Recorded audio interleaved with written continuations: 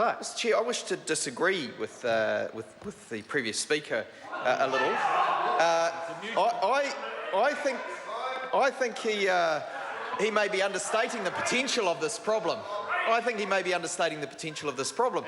And the inland revenue may in fact be trying to cut off at the pass a serious concern about miners wanting to withdraw from the scheme. I wasn't on the committee, so I will defer to those who have wider. But my concern, sir, arises from the fact that in the last budget, the government cut the KiwiSaver kickstart. The terms of the KiwiSaver scheme have changed, and in Dunedin, my hometown, I know that as a result of those changes, 14,000 young New Zealanders, probably first-time savers, the majority of them, will have missed out on that kickstart payment. Now, if someone signed them up and they thought they were going to get that, they may well have felt aggrieved and wished to remove themselves from the scheme. So 14,000.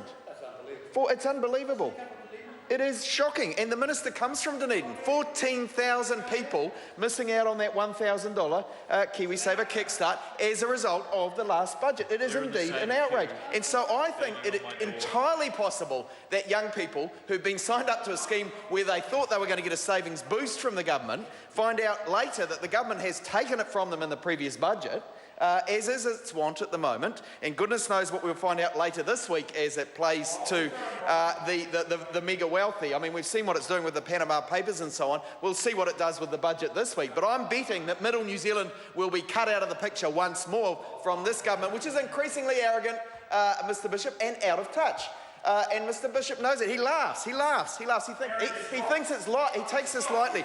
But I think genuinely New Zealanders will be disappointed. Those people in the middle who are struggling to get by, and I think some of those young people who might have discovered that they've been enrolled in the scheme would quite rightly be aggrieved and may wish to withdraw. So I politely put it to my colleague that this might be an issue and that in fact it might be in the interest of the minister to play it down, because it's his government that has robbed Middle New Zealand and is making it tougher and tougher for them so that they can look after their mates who are the ultra-wealthy.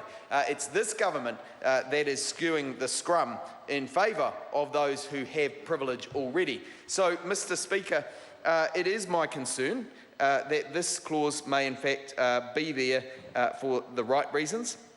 And I would seek the minister's assurance that that's the case when he delivers his short address on why the existing system will be able to deliver all the changes in this bill, because he has promised me that when he interjected before. I'm looking forward to that speech. I hope it's not the minister just pushing this out into the never as though his government is above explaining itself, because that is becoming a pattern that New Zealanders are becoming increasingly concerned about. A government that makes changes and says, well, to hell with the rest of you, we're going to make the changes we want because we do not want to engage with the public anymore. We're just going to make the changes that we want to do. And Mr. Speaker, I come back to the point which is around clause 213 in the bill, where those deductions can be looked at and that people can withdraw from the bill, sir.